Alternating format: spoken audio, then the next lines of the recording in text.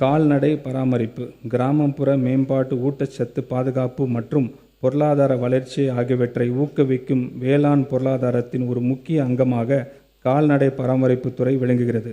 நடப்பு நிதியாண்டில் ஊரக பகுதிகளில் வாழும் நலிவடைந்த கைம்பெண்கள், ஆதரவற்ற பெண்கள், டிரான்ஸ்ஜெண்டர்ஸ் மற்றும் மற்ற மாற்றுத்திறனாளிகளுக்கு வெற்றி மகளிர் ஆடுகள் வளர்ப்பு திட்டத்தின் கீழ்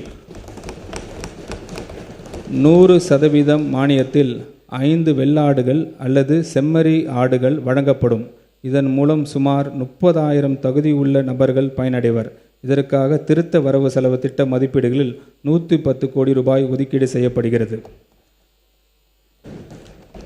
கால்நடை மருத்துவமனைகளுக்கு தேவையான 41 கட்டடங்கள் 47 கோடி ரூபாய் மதிப்பீட்டில் உருவாக்கப்படும்.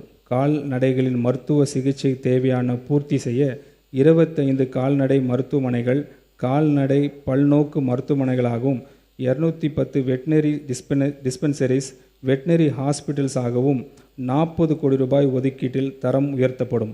மேலும் 143 புதிய நடமாடும் கால்நடை மருத்துவ பிரிவுகள் 35 கோடி ரூபாய் மதிப்பீட்டில் உருவாக்கப்படும்.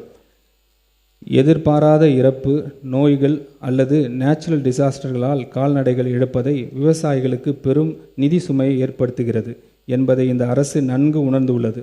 விவசாயிகளுக்கு நிதி பாதுகாப்பு வழங்க நோக்கில் இந்த அரசு கால்நடைகள் காப்போம் என்ற புதிய கால்நடை காப்பீட்டு திட்டத்தை அறிமுகப்படுத்த உள்ளது.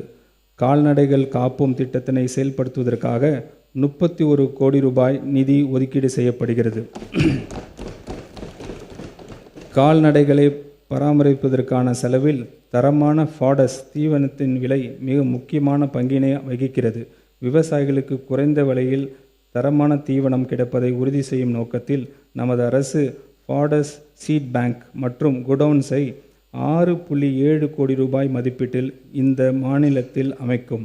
மேலும் கிரீன் ஃபாடஸ் சாகுபடியினை ஊக்குவிக்கவும், நறுக்கிய தீவன பயன்பாட்டினை மேம்படுத்தவும், சமூக பங்களிப்பின் வாயிலாக மேய்ச்சல் நிலங்களை மீட்டெடுப்பதற்கு 13 கோடி ரூபாய் நிதி ஒதுக்கீடு செய்யப்படுகிறது.